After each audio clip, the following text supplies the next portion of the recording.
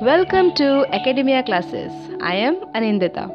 So today we are going to start Bihar Board Social Science History book, chapter number 1, that is Geographical Discoveries.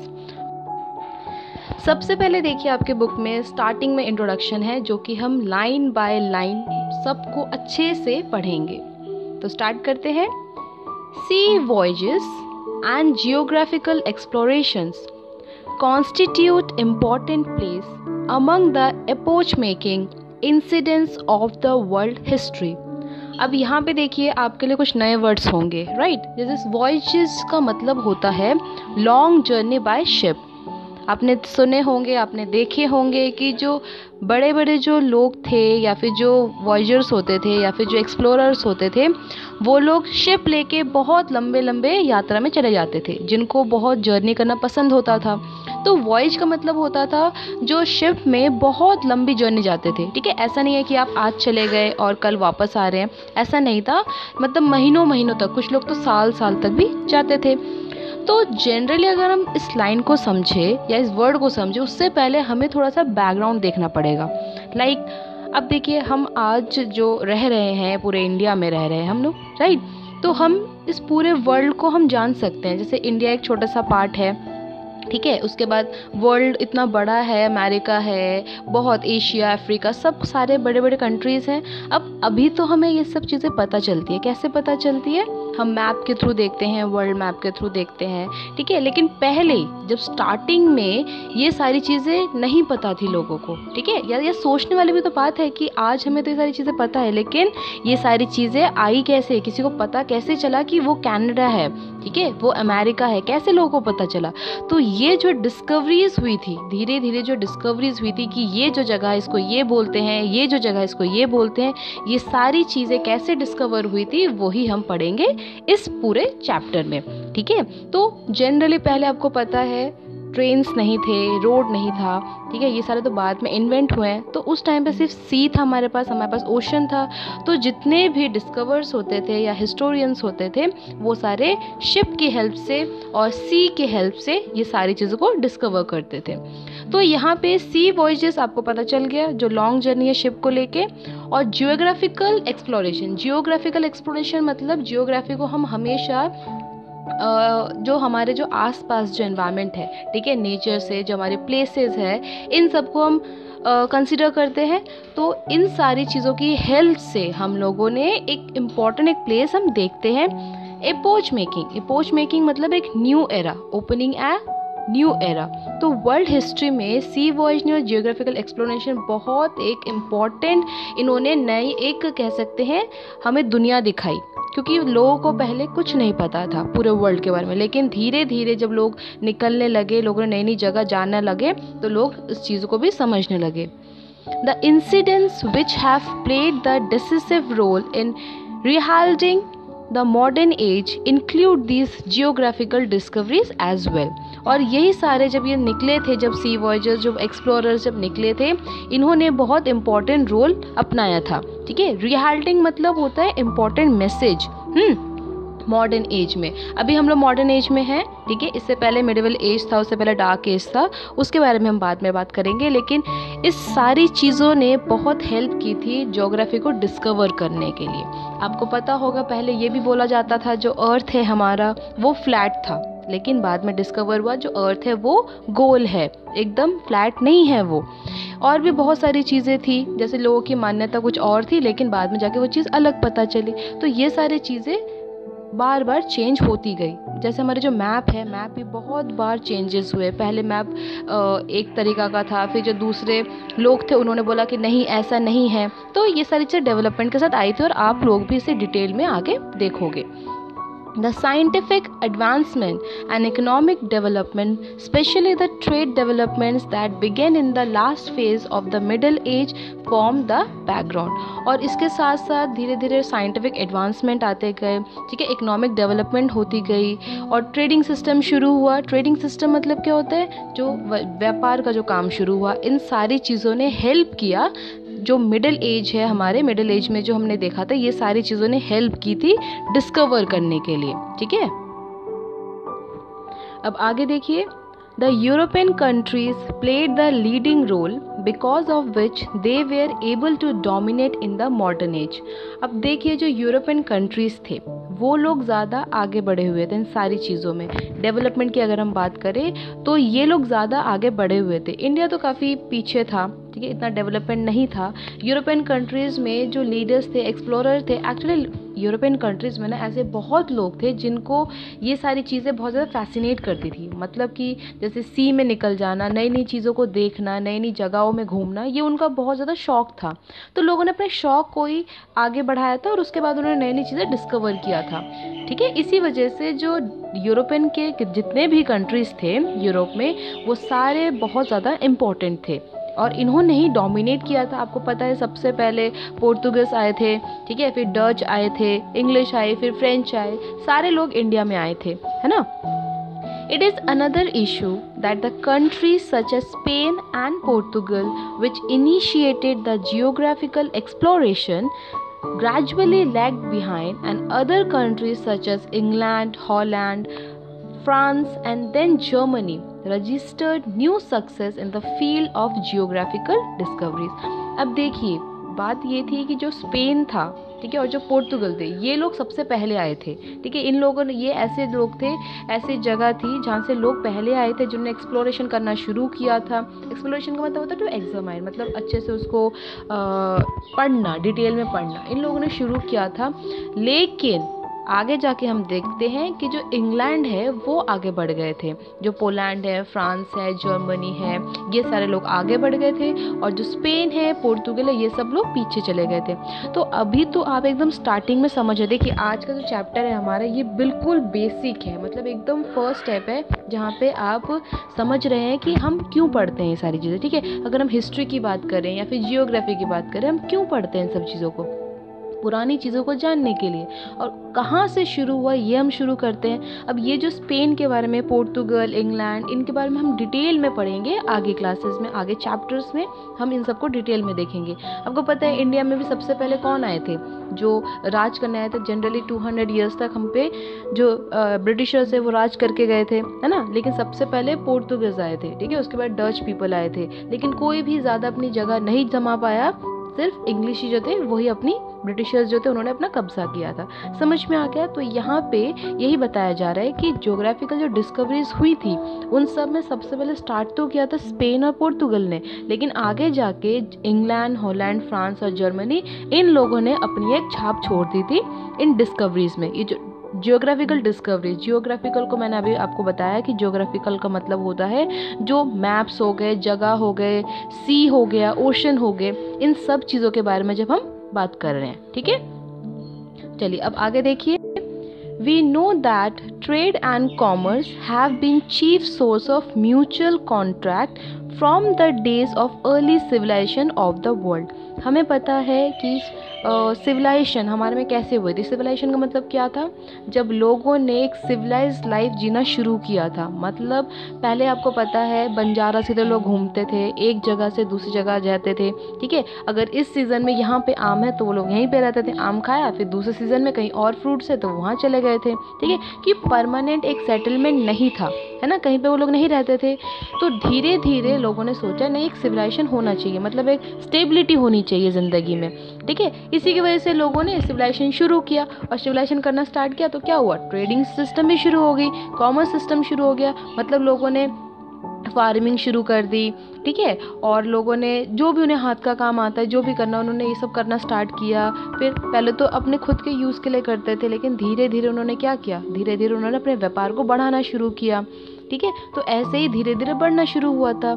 This trade took place through a specific route. अब कोई भी trade शुरू होता था उसका एक specific root होता था. ठीक है, एक पर्टिकुलर एक रास्ता होता है ना कि यहीं से यहाँ तक जाएगा. आपको पता है चाइना जो रूट है, जो इंडिया से जो चाइना है, सिल्क रूट उसे बोला जाता है. उस रूट में सिर्फ सिल्क का व्यापार होता था. सबसे पहले चाइना में सिल्क जो है प्रोड्यूस हुआ था. पता है आपको, जो सिल्क है, जो सिल्क के हम कपड़े यूज़ करते हैं, साड़ी पहनते हैं, सिल्क बहुत ज़्यादा एक्सपेंसिव है. ठीक है, और इतना एक्सपेंसिव होने का रीज़न भी उसका इसलिए है क्योंकि उसका जो जैसे सिल्क बनता है, सिल्क वॉर्म से जो सिल्क बनता है, ये लंबा प्रोसेस है और ज़्यादातर लोगों को इसका प्रोसेस के बारे में नहीं पता था. 600 ईयर्स तक ये सिर्फ चाइना को ही आता था चाइना को इसके बारे में पता था और चाइना ने पूरी दुनिया से इसके बारे में छुपा रखा था। और देखिए जब सिल्क की डिमांड बहुत ज़्यादा बढ़ गई थी क्योंकि वो इतना सुंदर दिखता था तो सब लोग पसंद करते थे, और अगर कोई जानता ही नहीं तो सिर्फ चाइना से प्रोड्यूस करती थी, तो चाइना में बहुत ज़्यादा प्रॉफिट होता था। अब जो चाइना जिस रूट से लेके आती थी, ठीक है, सिल्क को, उसी रूट में एक ही व्यापार होता था सिल्क का, तभी उस रूट का नाम रख दिया था सिल्क रूट। तो यहाँ पे भी उसी रूट की बात की जा रही है। अभी हम डिटेल में और भी रूट पढ़ेंगे, ठीक है। इस पूरे चैप्टर में आप ओवरऑल व्यू देखेंगे, ठीक। These routes were often used between Europe and Asia even in the ancient and medieval ages. आज भी अगर हम मॉडर्न डे में देखें तो ये रूट अभी भी है, लेकिन यूरोप और एशिया में जो रूट की बात की जा रही है ये एंशियंट टाइम से स्टार्ट हुआ था, मिडिल एज में भी था, ठीक है। बाद में जाके तो उन चाइना ने बड़े से अपना सब कुछ बना लिया, सब कुछ अलग कर दिया उन लोगों ने, तो वो हम बाद में देखेंगे। However, there were several regions in the world which had human habitats but remained out of contact with the rest of the world. अब देखिए ऐसे बहुत सारे, जैसे मैंने आपको बताया कि ऐसे बहुत पूरे वर्ल्ड में ऐसे बहुत लोग थे जिनके बारे में कोई नहीं जानता था। क्यों, कैसे जानेंगे? क्योंकि अगर आप अभी तो हमारे पास वर्ल्ड मैप है, आप देखेंगे समुंदर है, अब समुंदर के पार वहाँ पे कौन रहता है हमें क्या पता, कैसे पता चलेगा? क्योंकि उस टाइम पे ज़्यादा कुछ फैसिलिटीज़ थी नहीं, ठीक है। तो धीरे धीरे ये चीज़ भी पता चली जो लोगों को नहीं पता था। जैसे आपको पता है कि जैसे बोलते हैं कि इंडिया किसने डिस्कवर किया है या फिर अमेरिका किसने डिस्कवर किया है, कहते हैं कि कोलंबस ने डिस्कवर किया अमेरिका, लेकिन कोलंबस ने अमेरिका डिस्कवर नहीं किया था। जनरली उसने सी रूट डिस्कवर किया था, अमेरिका तक जाने के लिए जो सी रूट है वो डिस्कवर किया था, अमेरिका को डिस्कवर किसी और ने किया था, वो हम अभी देखेंगे। समझ में आ रहा है? तो यहाँ पे देखिए मार्को जो पोलो है, इसके बारे में आपको फोटो दिख रही होगी, ये जो मार्को पोलो है ये पोर्तुगीज ट्रैवलर था। In his travel log has mention the prosperity of the Vijayanagar Empire and the grandeur of the court of Kublai Khan Chinese ruler.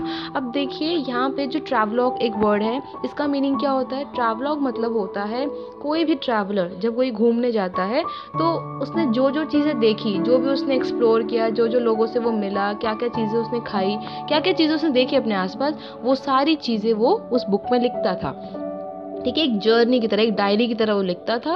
और ये जो चीज़ें हमें आज पता चल रही है कि उस टाइम पे ये चीज़ थी, उस टाइम पे ये था, ये सारी चीज़ें हम ट्रैवलॉग के थ्रू ही पता चलता है, ठीक है। तो मार्को पोलो जो था वो भी एक पोर्तुगीज ट्रैवलर था जिसने अपने ट्रैवलॉग में बहुत कुछ लिखा था। विजयनगर एम्पायर, ये सारी चीज़ें आप देखेंगे, पढ़ेंगे। वहाँ पे उसने विजयनगर कितनी ज़्यादा प्रॉस्परस थी, मतलब कितना ज़्यादा उनका पैसा था, कितनी ज़्यादा खुशियाँ थी, या जो जो उनके जो सिस्टम था कितना अच्छा था, वो सारी चीज़ें उसने उस पर लिखी है।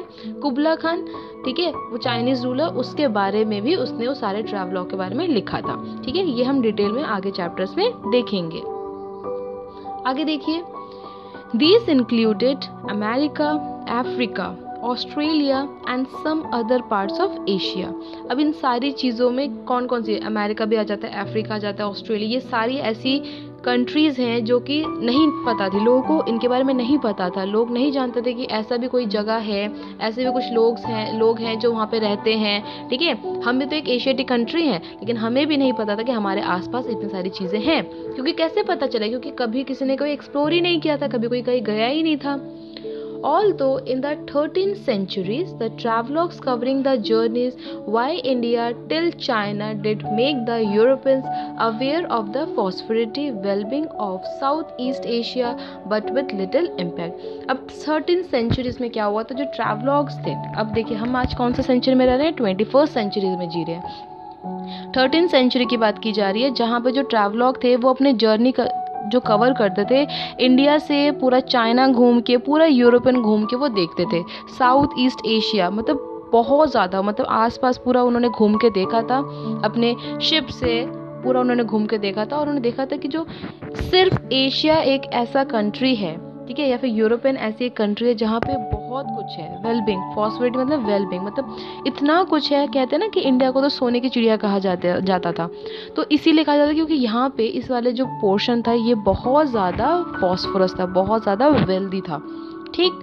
In due course, the large-scale geographical exploration and the subsequent achievements paved the way for modern age. और इसी के बाद धीरे धीरे लार्ज स्केल में जियोग्राफिकल एक्सप्लोरेशन होता गया, धीरे धीरे अचीवमेंट होती गई और धीरे धीरे मॉडर्न एज बनता गया। ये सारी चीज़ें शुरू हुई थी एंशियंट टाइम से शुरू हुई थी, मिडिल एज तक जाती गई और आगे जाकर मॉडर्न एज में जाके हमें सब कुछ मिला। तो मतलब कि कहने का मतलब यही है कि पूरी चीज़ें हमें कैसे मिली, धीरे धीरे मिली।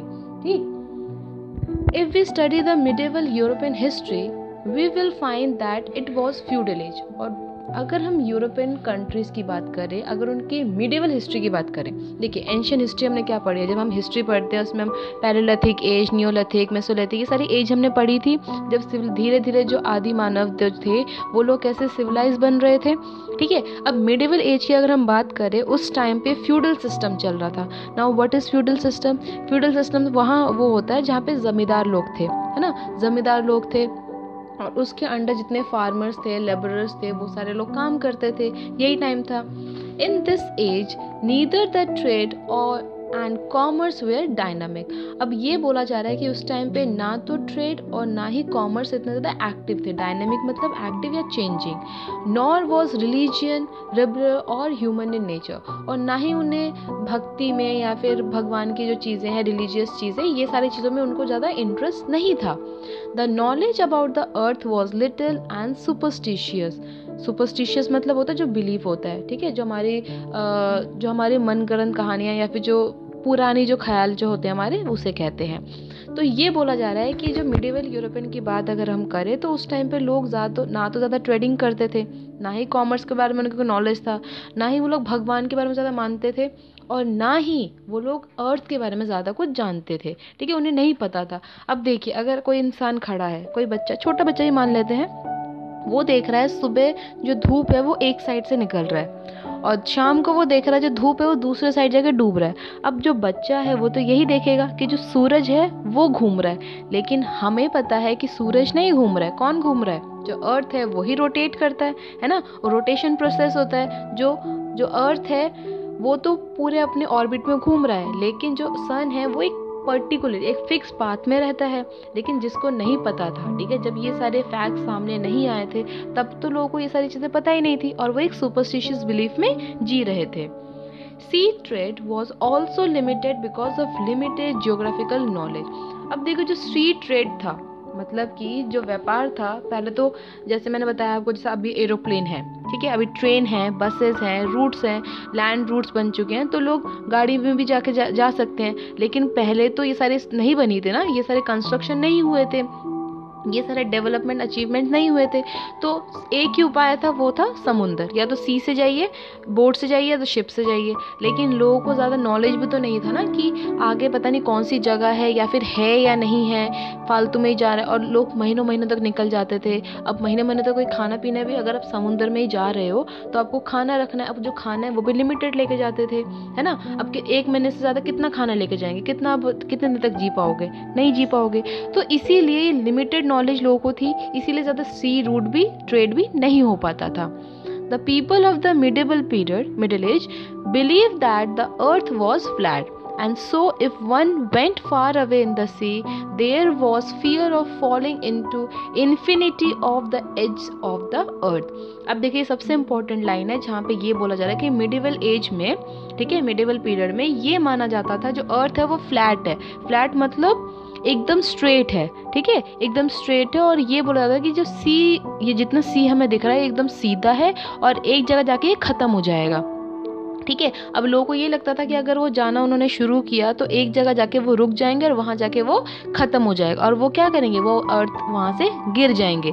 लेकिन आगे जाके ये रॉन्ग प्रूफ हुई, है ना। जो हमारा अर्थ है वो तो पूरा गोल है और बिकॉज ऑफ ग्रेविटेशनल फोर्स हम जब भी अर्थ घूमता है हम नीचे नहीं गिरते हैं। ठीक है, तो ये सारी चीज़ें लोगों को पहले नहीं पता थी, इसी वजह से लोग ज़्यादा एक्सप्लोर करने से भी डरते थे। यहाँ पे देखिए एक नोट है, Eratosthenes discover earth was round using sticks, eyes and feet and brain. अब जो सबसे पहले मैंने बताया ना कि किसने डिस्कवर किया था अर्थ में कि अर्थ जो है वो गोल है, वो फ्लैट नहीं है। एरोस्थोरेंस, ये आपको पता होना चाहिए, एक्स्ट्रा नॉलेज के लिए, ठीक है, कि किसने अर्थ को डेवलप किया था। बाद में कॉपरनिकस जो है, जनरली सब लोग कॉपरनिकस को ही मानते हैं कि उन्होंने ही प्रूफ किया था कि जो अर्थ है वो सन के अराउंड घूमता है, ठीक है। कॉपरनिकस ने ये डिस्कवर किया था कि जो अर्थ है वो सन के अराउंड घूम रहा है, लेकिन जो अर्थ जो गोल है ये किसने डिस्कवर किया था, ये किया था एरोस्थेरोन्स ने। समझ में आ गया? चलिए आगे देखते हैं।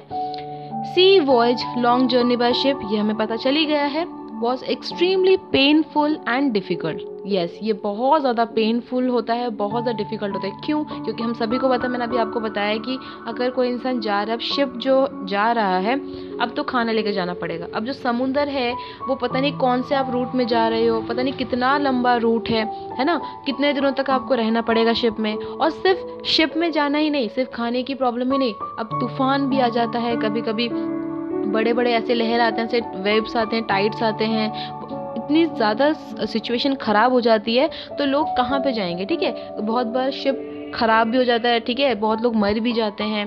और सबसे इम्पॉर्टेंट जो चीज़ है वो है कि उस टाइम पे लोगों को पता नहीं है कि वो जा कहाँ से रहे हैं। आपको पता है जब शिप में लोग जाते हैं उनको रास्ता कैसे पता चलता है कि ये नॉर्थ है, ये साउथ है, ये ईस्ट है, वेस्ट है? हेल्प ऑफ कंपस, आपने सुना होगा, कंपस की हेल्प से, ठीक है। और जितने भी हमारे जो रात के टाइम पे जो स्टार्स हैं, जो नॉर्थ स्टार्स है, उसके हिसाब से जो हमारे जो एक्सप्लोरर्स हैं वो सारे मूव करते थे, ठीक है। लेकिन ये सारी चीज़ें पहले लोगों को नहीं पता थी, इसी वजह से बहुत ज़्यादा डिफ़िकल्ट होता था। Ships were small and unsafe, अब जो शिप्स है वो छोटे होते थे और बहुत ज़्यादा अनसेफ भी होता था, क्योंकि अगर ज़्यादा बड़े बड़े अगर लहरें आ जाए या फिर तूफान आ जाए तो वो तो डूब जाएगा और जो उसके ऊपर लोग हैं वो भी मर जाएंगे। They also dependent much on the wind, अब विंड के ऊपर भी डिपेंड रहना पड़ता था कि जो उसकी जो हवाएं हैं वो किस दिशा में चल रही हैं, ठीक है। People did not have compass और अदर डायरेक्शन पॉइंटर्स, अब जो लोग हैं ना तो उनके पास कोई कंपस था और ना ही उनके पास कोई डायरेक्शन पॉइंटर था, तो कैसे पता चलेगा कि कौन सी जगह जा रहे हैं वो लोग। Hence they were afraid of losing the sense of direction and thus wandering into the sea, और इसी वजह से उन्हें बहुत डर भी लगता था कि वो डायरेक्शन भूल ना जाए, कहीं भटक ना जाए और ऐसे ही पूरी जिंदगी ऐसी समुंदर में वो घूमते ना रह जाए। The state did not give any grant for the sea voyage, और ये सारे सिचुएशन में जो सी वॉयज होता था कभी कभी बहुत लोग नहीं भी करते थे डर के मारे। In such adverse situation it was very difficult for the sailors and the merchant to cross the ocean like Atlantic, और इसी सारे सिचुएशन के वजह से बहुत सारे सेलर्स और मर्चेंट्स ऐसे थे जो नहीं कर पाते थे, जो अटलांटिक जो ओशन है वो क्रॉस नहीं कर पाते, क्योंकि हमारे इतने सारे ओशंस हैं, ठीक है, इतने सारे जो सारी जगहें हैं, ये लोगों को नहीं पता था कि है भी या नहीं भी है, इसलिए लोग बहुत ज़्यादा कंफ्यूज होते थे और इतनी ज़्यादा उसमें अचीवमेंट नहीं आ पाई थी स्टार्टिंग में, ठीक है। जियोग्राफिकल एक्सप्लोरेशंस एंड डिस्कवरीज, अब बैकग्राउंड। अब देखिए जियोग्राफिकल जो एक्सप्लोरेशन हुआ था और जो डिस्कवरीज हुई थी उसके बारे में बैकग्राउंड में हम थोड़ा जान लेते हैं कि क्या क्या है ये चीज़ें। Meanwhile certain events and incidents were happening in Europe because of which Europe got ready to free itself from the mentality of the medieval age. अब देखिए ये जब धीरे धीरे इवेंट्स हो रहे थे, ये सारे जो इंसिडेंट्स हो रहे थे, इससे क्या हो रहा था, जो लोगों की जो मानसिकता थी, जो पुराने ख्याल की जो मानसिकता थी, वो सारी चीज़ें बदल रही थी, ठीक है, ये सारी चीज़ें चेंज हो रही थी। When the European feudal lords got defeated by the emerging new powers of the mid-Asia, the Arabs in the religious war in the 11th 12th centuries regarding the control over Jerusalem, situated in the modern Israel now, the European pride basking, that is to take great pleasure in the false aura feudal pride and glory receive scattering jolt, जिसका मतलब होता है to shake. अब यहाँ पे क्या है, Europeans की जो मेंटालिटी थी, जो फ्यूडल लॉर्ड्स जो चल रहे थे, ठीक है, नए नए पावर्स आ रहे थे, नए नए जो अरब्स थे वो लोग आ रहे थे, ठीक है, ये सारी चीज़ें जो ऊपर जो है मतलब कि जो एशियन कंट्रीज़ हैं, ये सारी चीज़ें जब अपने अलग ही रिलीजियस वॉर चल रही थी, लोग क्या कह रहे थे कि हमारे भगवान ज़्यादा अच्छे हैं, हमारे भगवान अलग है, अच्छे हैं, ठीक है, ये भगवान ज़्यादा अलग है, ये अलग है। अब देखिए आप इंडिया में देखेंगे तो यहाँ पे तो बहुत सारे रिलीजन है, बहुत सारे भगवान मानते हैं लोग, लेकिन अगर आप बाहर देखेंगे यूरोपियन कंट्री से बाहर कोई भी कंट्री में देखिए, वहाँ पे क्रिश्चियनिटी ही ज़्यादा हाई लेवल पे है। यस, वहाँ पे कैथलिक है, प्रोटेस्टेंट है, अलग अलग टाइप के क्रिश्चियंस होते हैं, लेकिन वो आपको डिटेल में यहाँ पे नहीं देखना है, वो आप जब बड़े वाले क्लास में जाओगे तब आप उसको डिटेल में देखेंगे।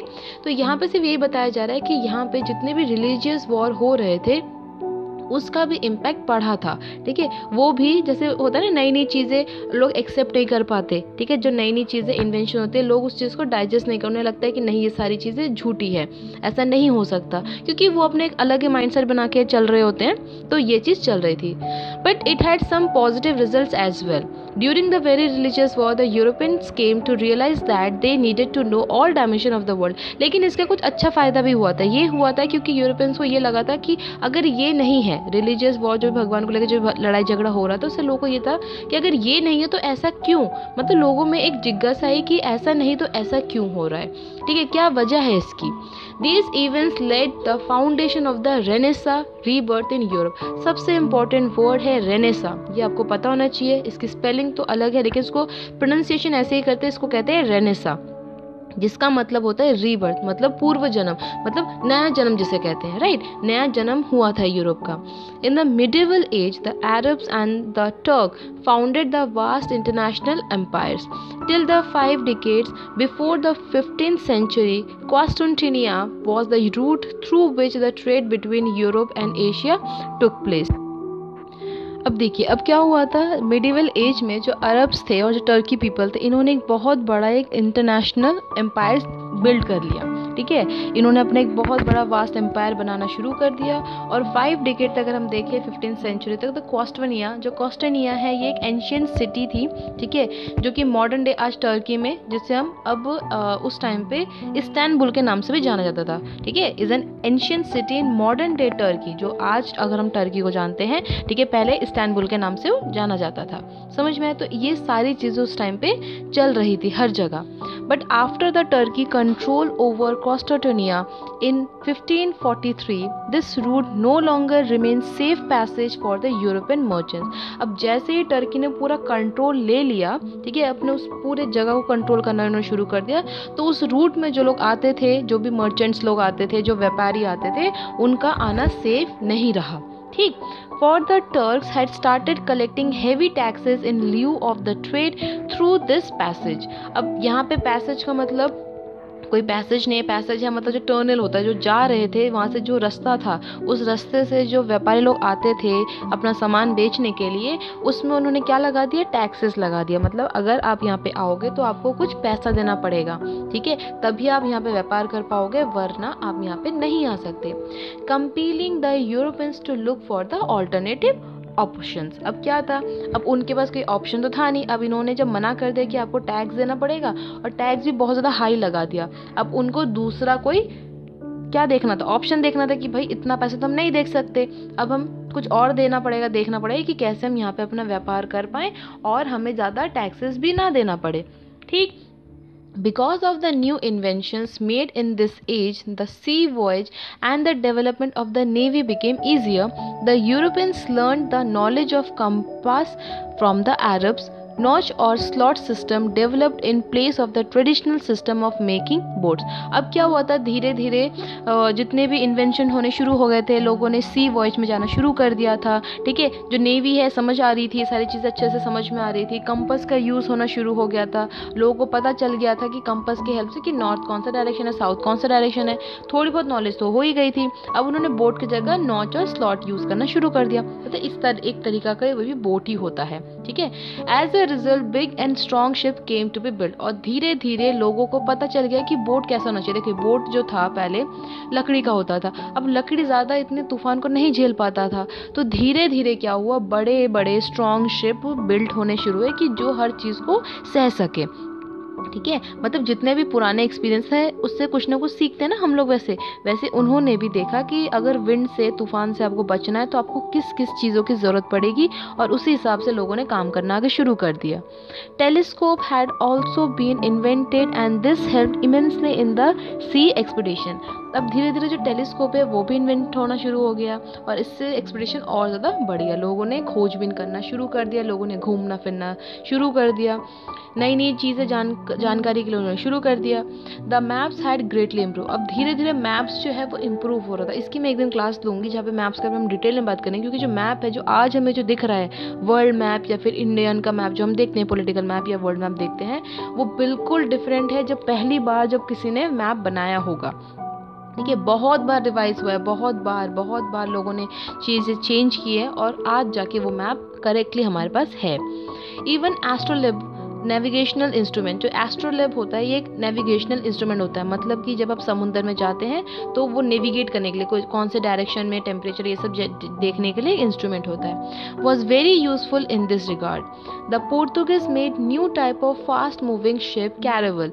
अब जो पोर्तुगीज है उन्होंने एक अलग तरीका का एक मूविंग शिप बनाया था जो कैरेवल कहते हैं। कैरेवल जनरली एक लाइट होता है, यूजुअली लालटेन rich selling ship use by the Portuguese and Spanish. ठीक है, यही लोग यूज करते थे जहाँ पे एक लाइट जल रही होती थी और लाइट की हेल्प से वो लोग जो दिशा है उसको एनालिसिस करते थे, उसको समझते थे। With support from the new equipments and gadgets as well as their courage, the European sailors put their ship in the Atlantic and the Mediterranean Sea. अब नई नई चीज़ें आ गई थी, नए नए इक्विपमेंट्स मतलब नए जो इंस्ट्रूमेंट्स आ गए थे, नई नई चीज़ें आ गई थी। अब उससे इनको क्या मिली थी, हिम्मत मिली थी। ठीक है, करेज, हिम्मत मिली थी, बहुत खुश हो गए थे। अब लोगों को पता था कि चलो पहले तो अंधेरे में ही चले तीर मारते थे, लेकिन अब तो पता है ना कि कौन सी जगह कौन सी है या फिर डायरेक्शन क्या है, ये सारी चीज़ें लोगों को पता चल गई थी। जो शिप्स है वो भी पता चल गया था और धीरे धीरे ऐसे उन्होंने एक्सप्लोर करना शुरू किया। फिर Atlantic sea, Atlantic ocean, then Mediterranean sea, उन्होंने सारी जगह घूमना भी शुरू कर दिया। In this process, in 1488, the Portuguese merchant Bartolomeu Dias reached Cape of Good Hope, the extreme southern point of the South Africa, via the western coast of Africa.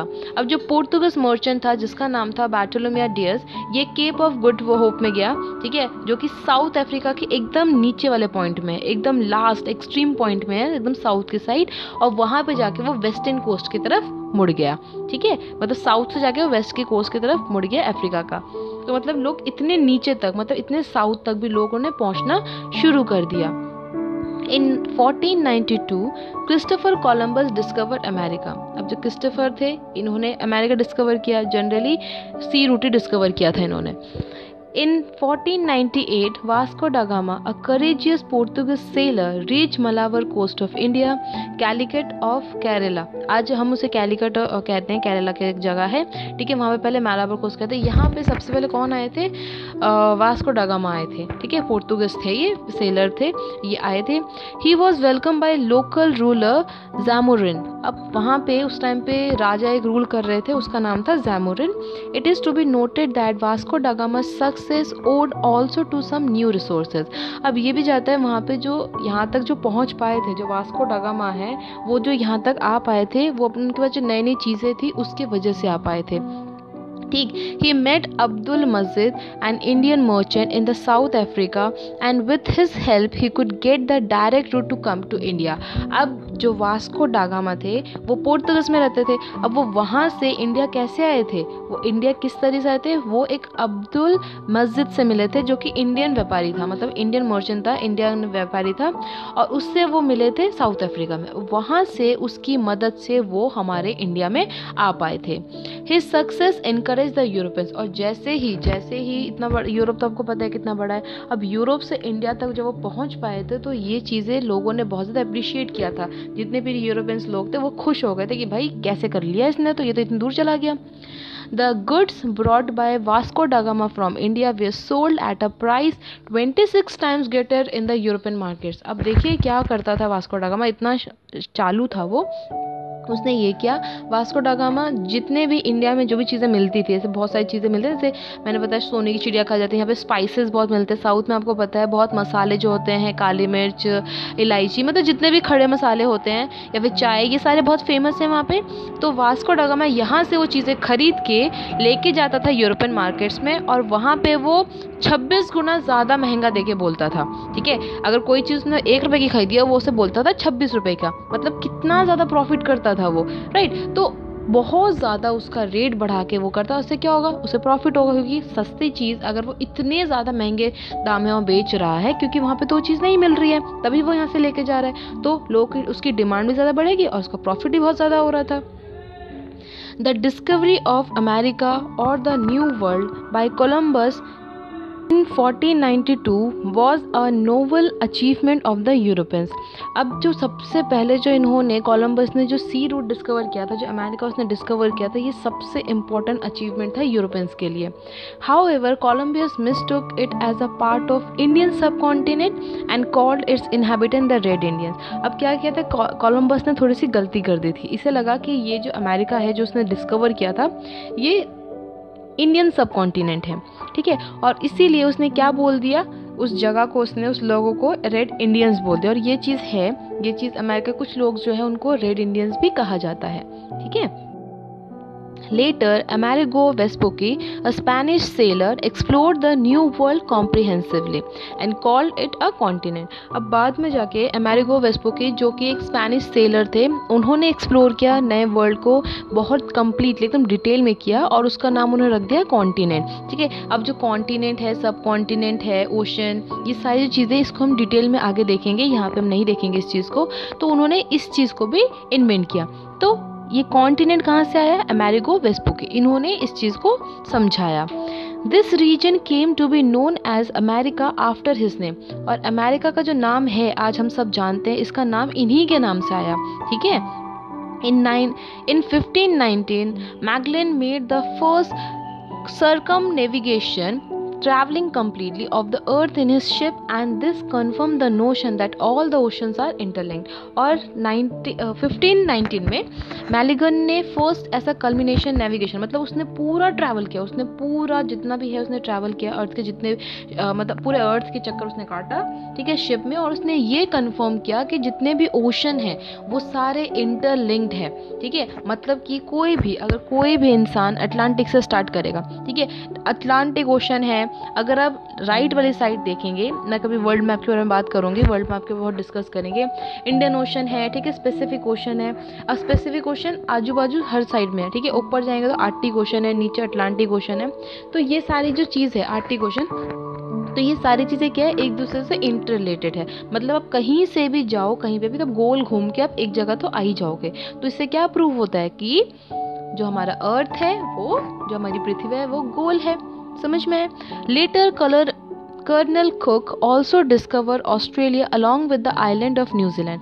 और आगे जाके कर्नल जो कुक है उन्होंने ऑस्ट्रेलिया डिस्कवर किया था, ठीक है। ऑस्ट्रेलिया डिस्कवर करने के बाद उन्होंने न्यूजीलैंड के जो आइलैंड है उसको भी उन्होंने डिस्कवर किया। Sir John and Sebastian Cabot discover island of Newfoundland. और सेबेस्टियन कैबॉट जो है उन्होंने भी डिस्कवर किया Newfoundland. Different rulers of European countries also played significant role in the encouraging geographical explorations and discoveries। धीरे धीरे जितने भी रूलर्स थे यूरोपियन कंट्रीज में, सब ने सब कुछ एक्सप्लोर करना शुरू कर दिया, नई नई डिस्कवरीज करना शुरू कर दिया। The chief among them being the Portuguese Prince Henry the navigator and the Spanish queen Isabel.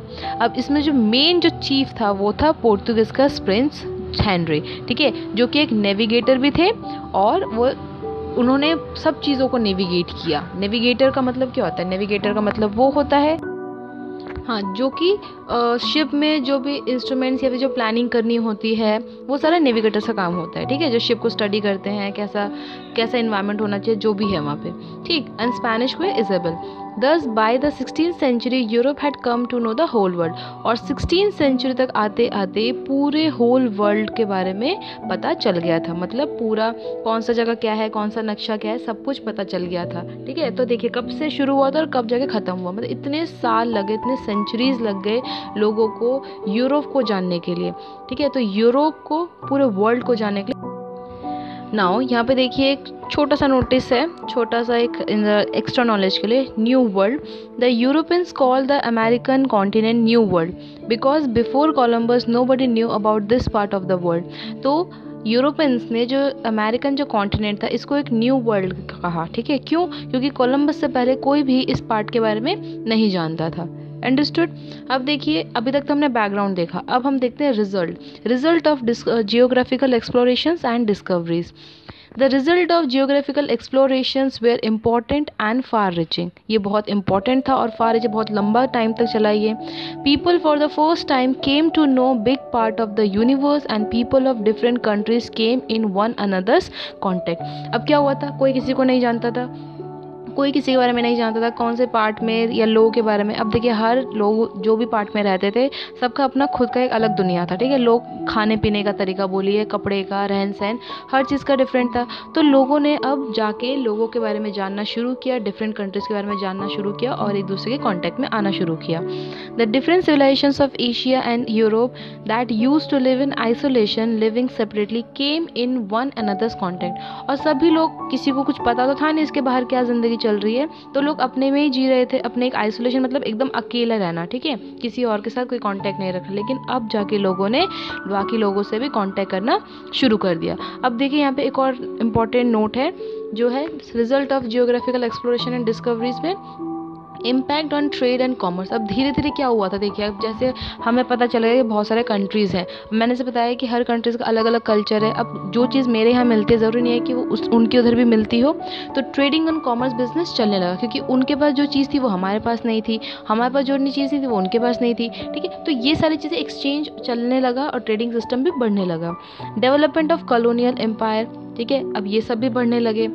Development of commercialism भी बढ़ने लगी, ये सारी चीज़ें बढ़ने लगी. Spread of Christianity and western civilization, धीरे धीरे जो क्रिश्चियनिटी है, मतलब जो जीसस क्राइस्ट को लोग मानते हैं रिलीजन, वो भी स्प्रेड होने लगा. उनका जो कल्चर है, वेस्टर्न लोगों का जो कल्चर है, वो भी फ्लरिश होना शुरू हुआ, इधर उधर जाने लगा. डेवलपमेंट ऑफ स्लेव ट्रेड, अब धीरे धीरे स्लेव ट्रेड भी होने लगा. ये सब आप पढ़ेंगे डिटेल में आगे जाके, जहाँ पे मज़दूरों को भी बेचा जाता था, ठीक है. जो मज़दूरों, जो गरीब होते थे, उन लोगों को एज अ लेबर की तरह बेचा जाता था. End of misconceptions, increase in geographical knowledge, और धीरे धीरे जो भी गलत फहमी लोगों में थी, जो अनगढ़ंत सारी पुरानी ख्याल जो चालीस लोगों के अंदर चल रही थी, वो सारे भी धीरे धीरे ख़त्म हो गई.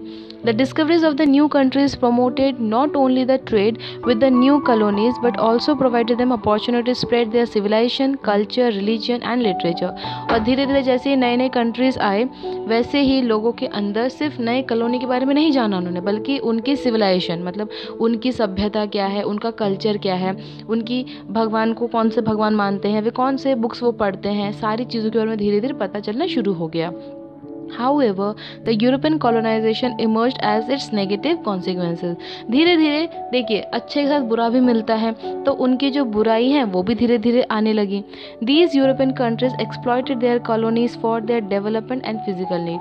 अब धीरे धीरे अच्छाई तो हो रही थी, लेकिन अब क्या हो रहा था, लोग एक दूसरे का व्यापार करने लगे तो लोगों के अंदर एक जलन आने लग गई थी.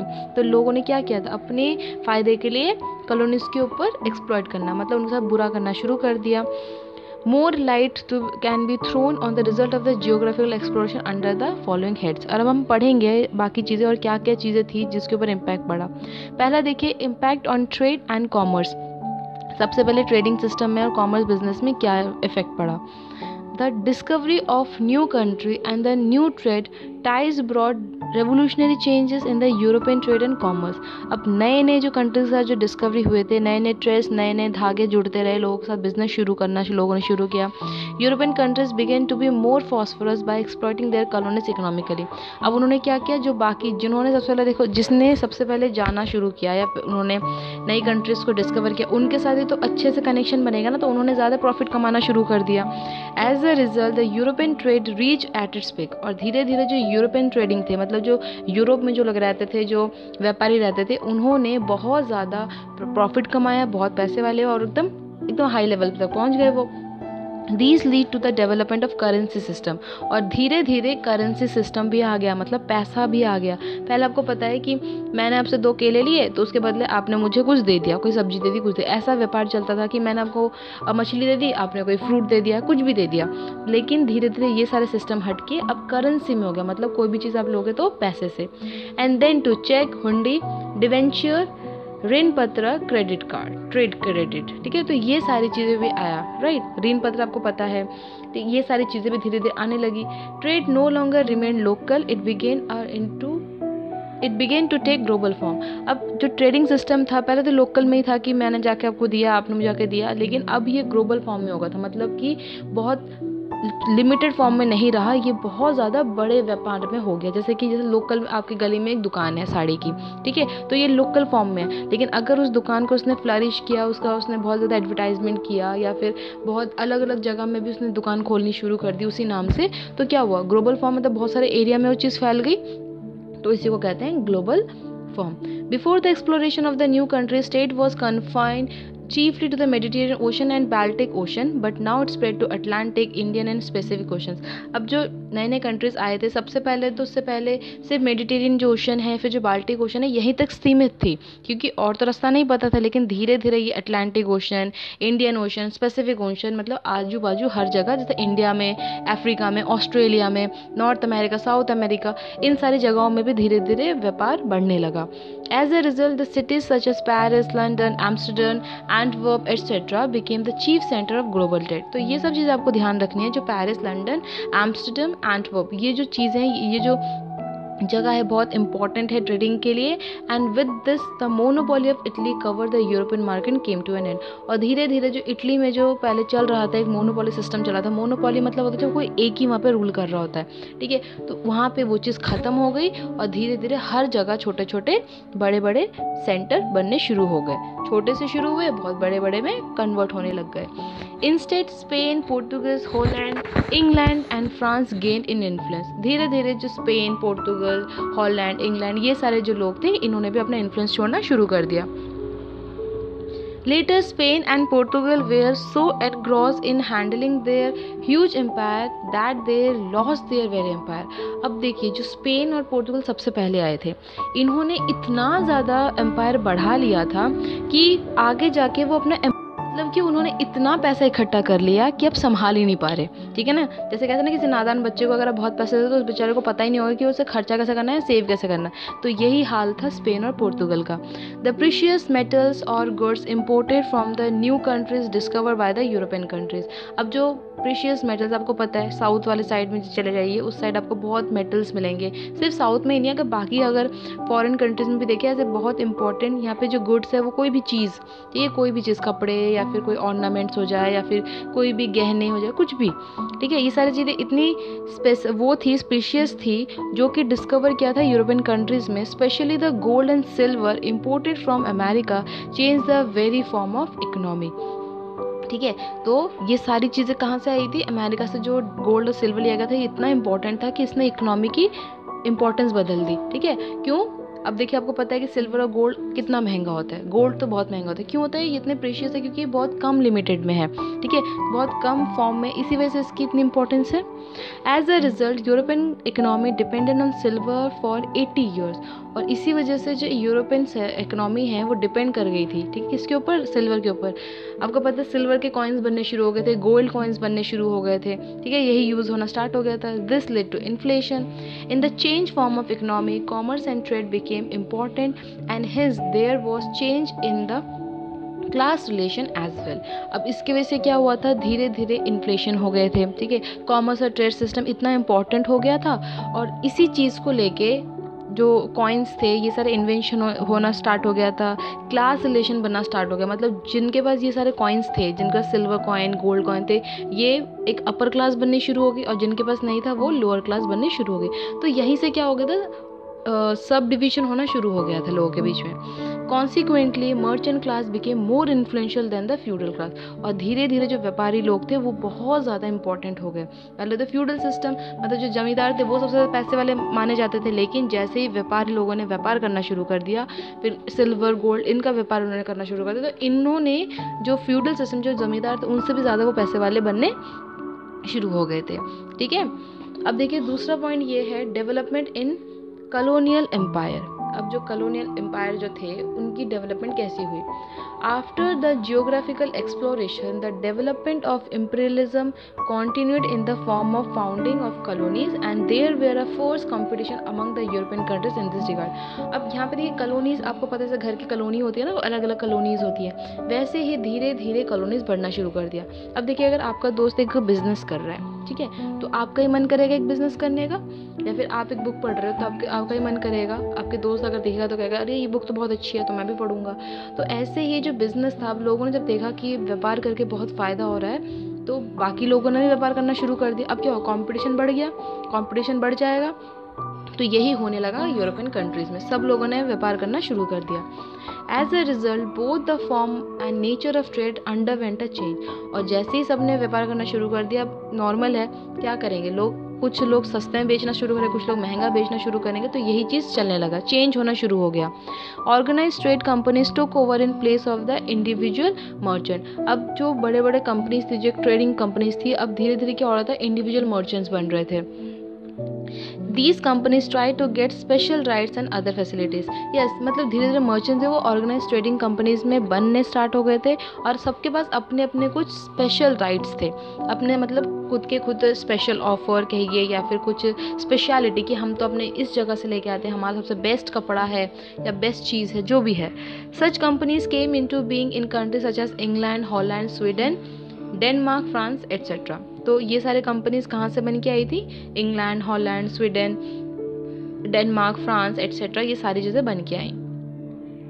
Some of these companies were sponsored by the tradesmen or merchant and others by the state. Later colonies were founded in America, Africa, Australia and other groups of islands. और धीरे धीरे ये जितने भी कंट्रीज़ के नाम हैं, अमेरिका, अफ्रीका, ऑस्ट्रेलिया, बोलिए जितने भी आइलैंड छोटे छोटे ग्रुप्स में वहाँ पे जो थे, उन्होंने भी कॉलोनीज बनाना शुरू कर दिया।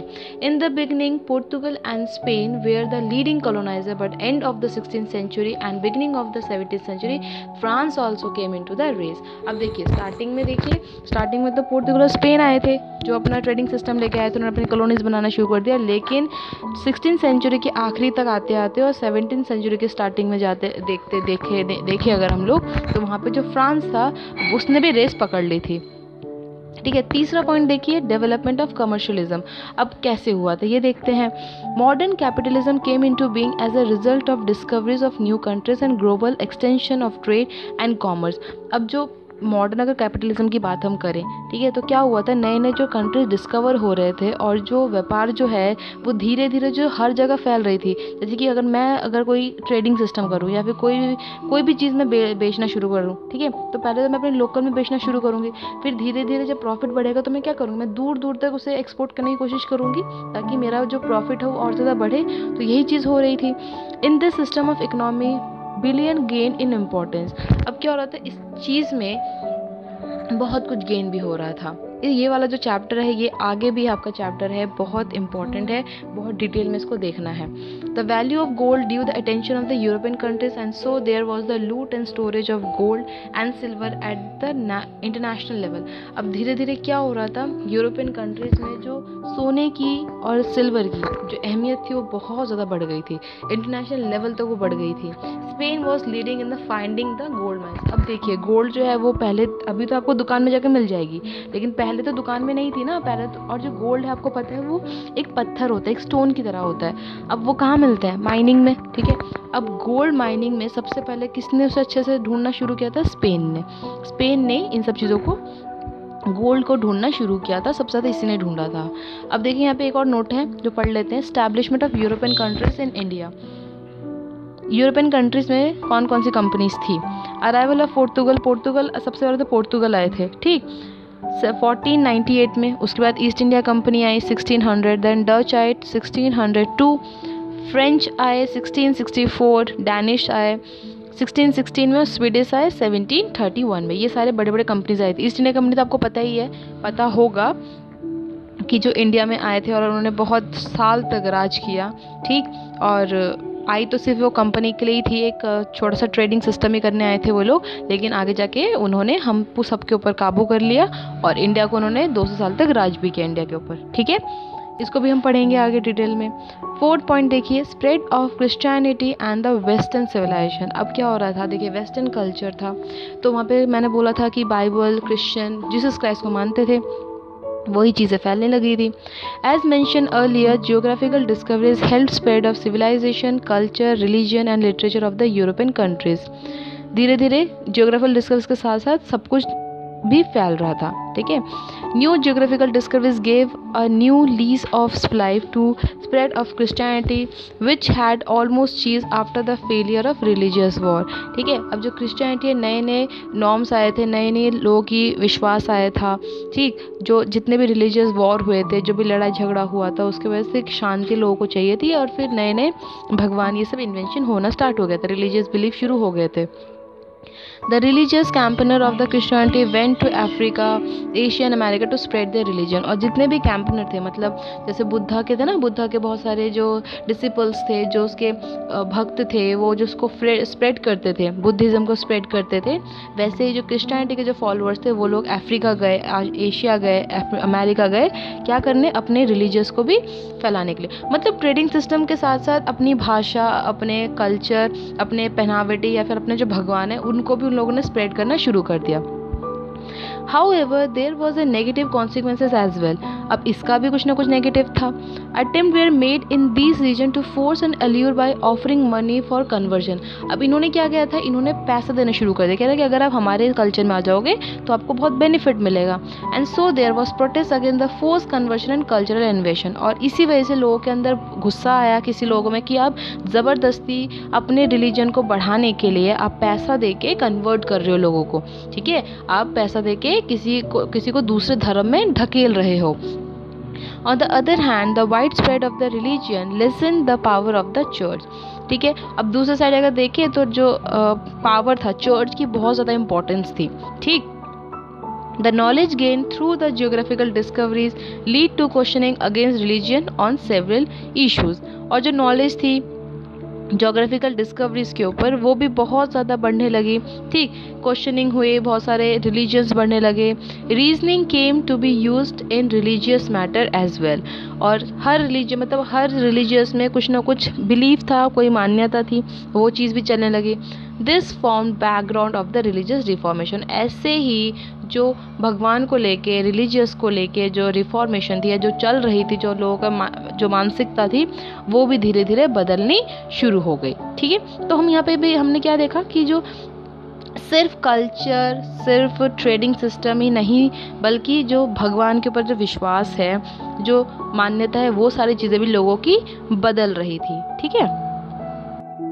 अब फिफ्थ पॉइंट देखिए क्या है, development of the slave trade. Slave trade मतलब, स्लेव मतलब क्या होता है, स्लेव मतलब होता है जो स्लेवरी करते हैं, जो नौकर चाकर होते हैं, किसी के अंडर जो काम करते हैं। अब मैंने कहा था कि जैसे ऐसे लोगों को भी, जो गरीब लोगों ने लेबर की तरह बेचा जाता था, ऐसा भी ट्रेड था। अब क्या हुआ था ऐसे, The value of human labor in the trade commerce developed as a result of geographical discoveries, encouraged slave trade। अब इसी वजह से क्या था, कोई भी ट्रेडिंग सिस्टम होता तो उसमें लेबर की ज़रूरत पड़ती थी, जो सामान लेके जाएगा, लेके आएगा, बहुत लोगों की ज़रूरत पड़ती थी। इसी वजह से जो स्लेव ट्रेड है ये भी बढ़ने शुरू हो गया। और लोग गरीब थे, लोगों को पता था कि कुछ काम करेंगे थोड़े बहुत पैसे मिल जाएंगे, ठीक है। तो इसी चक्कर में लोगों ने भी काम करना शुरू किया। The natives of the newly discovered countries such as America, Africa and Australia began to be sold in the European market।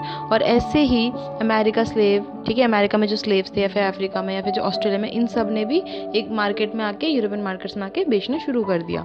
In the beginning the slave trade was at the individual level, but at the end of the 16th century it assume the form of a formal trade. अब starting में अगर बात करें तो जो slave trade है वो था कि इंसान खुद अपने पसंद से या फिर अपनी इच्छा से आता था, लेकिन एंड ऑफ द सेंचुरी अगर देखें, 16th century के अगर हम एंड में आके देखें तो ये एक फॉर्मल ट्रेडिंग बिजनेस बन गया, ठीक है। और आगे जाके इसकी सिचुएशन बहुत ज़्यादा वर्स्ट हुई थी, बहुत ख़राब हो गई थी। These slaves were used to cut jungles. अब ये जो स्लेव्स को खरीदते थे जो लोग, ठीक है, जब व्यापारी खरीदते थे, किस लिए खरीदते थे, कट जंगल्स, मतलब जंगल को साफ करने के लिए, डू फार्मिंग करने के लिए, खेती बाड़ी करने के लिए, मेक रोड्स बनाने के लिए, fuel the ships and other tough work. जैसे शिप को जो फ्यूल करना होता है, पहले कोयले से जैसे ट्रेन चलती थी, आपको पता है, ठीक है। तो ये सारी चीज़ें जो मेंटेनेंस होती है, जो बहुत मेहनत वाला जो काम होता है, वो सारा काम करने के लिए स्लेव रखा गया था। They were also subjected to inhuman and barbaric torture. और बारबरिक और इनह्यूमन मतलब होता है जो आप बहुत ज़्यादा, जब किसी के ऊपर पीड़ा देते हो, मतलब बहुत लोगों के ऊपर अत्याचार जब कर रहे होते हो, तो ये सारी चीज़ें धीरे धीरे होनी स्टार्ट हो गई, ठीक है। पहले तो सिर्फ काम के लिए, और जो गरीब लोग थे उन्होंने भी काम करना स्टार्ट कर दिया था, लेकिन धीरे धीरे ये टॉर्चर में चेंज हो गया था।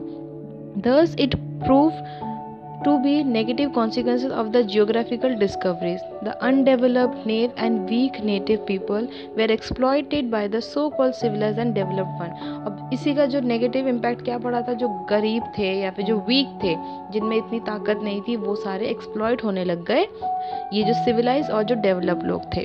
अब 6 पॉइंट देखिए, end of misconceptions and increase in the geographical knowledge. ठीक है, अब जो पहले जो लोगों की मान्यताएं थी, जो गलत गलत सोच लोगों ने रख रखी थी जियोग्राफिकल नॉलेज को लेके, ठीक है, हमारे पूरे कंट्री देश को लेके जो जो गलत फहमी थी वो सारी चीज़ें हटने लग गई और लोगों को अच्छी नॉलेज आने लगी। Geographical discoveries helped in doing way with misconception in connection with geographical knowledge. As a result people began to question the concept spread by the church. अब लोगों ने क्या किया, क्वेश्चन करना शुरू कर दिया चर्च में, ठीक है, कि क्या सही है क्या गलत है। लोगों में मतलब थोड़ी समझ आती तो सही गलत का मतलब समझना शुरू कर देते हैं। Later it proved a major factor of the religious reformation movement। और धीरे धीरे इन्हीं सब चीज़ों को क्या हुआ, रिफॉर्मेशन मूवमेंट बन गया।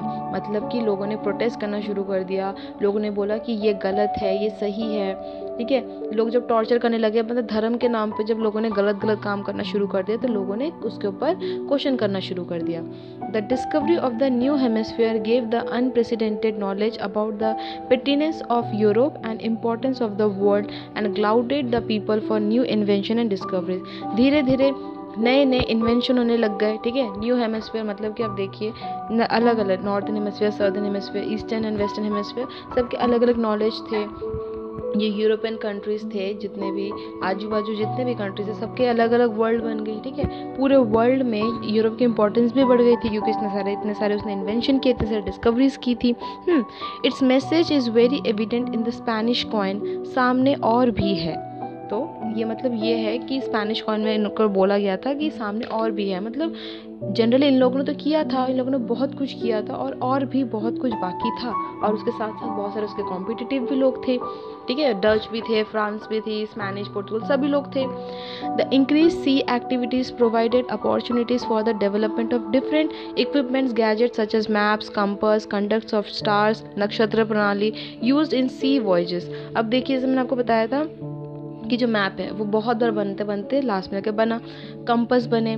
फिर जो रात के टाइम पे जब नेविगेटर्स निकलते थे शिप लेके, तो वो क्या देखते थे, वो ऊपर जो आसमान में जो तारे होते थे, नक्षत्र, उन सबको पढ़ के कि नॉर्दर्न स्टार यहाँ पे तो ये नॉर्थ साइड है। जितने भी बात अगर हम करें यूनिवर्स में जितने स्टार्स हैं, उन सबको देख के वो लोग दिशा करते थे, पता करते थे। As a result there emerge a host of scholars and professional scientist associated with this disciplines. और इन्हीं सारी चीज़ों को लेके बहुत सारे स्कॉलर्स आए। ठीक है, स्कॉलर्स मतलब जो किसी भी इन सारी चीज़ों को लेके या फिर कोई भी सब्जेक्ट को लेके उसके ऊपर जब वो व्याख्या करते हैं, पढ़ते हैं, उसके ऊपर रिसर्च करते हैं, जानकारी लेते हैं कि और क्या है इसके अंदर, तो ऐसे बहुत सारे लोग आए आगे, प्रोफेशनल साइंटिस्ट आए, स्कॉलर्स आए, जिन्होंने मैप्स के ऊपर, कंपास, स्टार्स, इन सभी के ऊपर बात करना शुरू कर दिया। Later this class played a significant role in reformation. और आगे जाके यही सारी चीज़ें इतनी ज़्यादा इंपॉर्टेंट हो गई, रिफॉर्मेशन मतलब जो डेवलपमेंट हुई आगे जाके, इन सब का बहुत इंपॉर्टेंट रोल था। अदर रिजल्ट्स, अब देखिए अभी तक हमने 6 पॉइंट पढ़े हैं जो बहुत इंपॉर्टेंट था। देखिए ये जो हमने आज चैप्टर था ये पूरा इंट्रोडक्शन बेस्ड था। इसके बाद जितने भी चैप्टर्स आपके आएंगे वो सारे इनसे रिलेटेड होंगे और इस चीज़ को समझना बहुत इंपॉर्टेंट था। यहाँ पे बहुत डिटेल में हमने देखने की कोशिश की है, लेकिन इसे और भी ज़्यादा डिटेल में हम हर चैप्टर्स में समझेंगे। अब एक और पॉइंट जो है वो है अदर रिजल्ट्स क्या क्या थे। Due to geographical discoveries international intercontinental exchange of different new crops took place.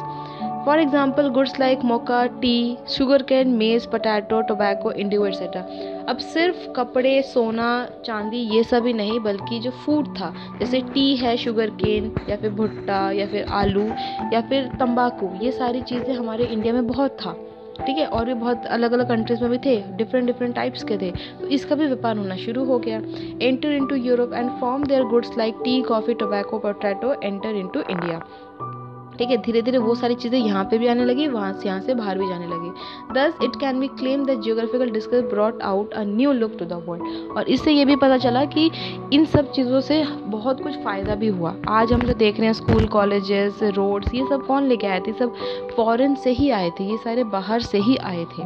ठीक, आगे देखिए।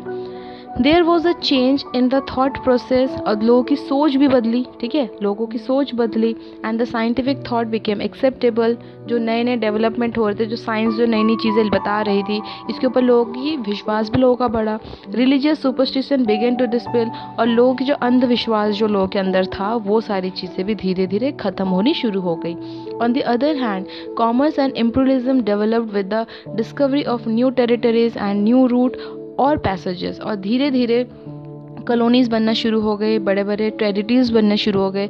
और देखिए, जब भी व्यापार वगैरह होता है तो कोई भी कंट्री उस चीज़ को कर रही हो तो कंट्री को ही लाभ होता है, कंट्री को ही कुछ ना कुछ फ़ायदा होता है। तो धीरे धीरे डेवलपमेंट बढ़ा, लोगों की लाइफस्टाइल में चेंज आया, लोगों ने ठीक से रहना, सिविलाइज रहना, थोड़ी सी डिफरेंट लाइफ जीना शुरू कर दिया। दिस यूरोपियनलाइज द होल वर्ल्ड, और धीरे धीरे इसका इम्पैक्ट जो पूरा यूरोपियन ने जो शुरू किया था, यूरोपियन जो लोग थे, ट्रैवलॉग, जितने भी नेविगेटर्स या जो लोगों ने भी शुरू किया था, ये धीरे धीरे पूरे वर्ल्ड में फैल गया।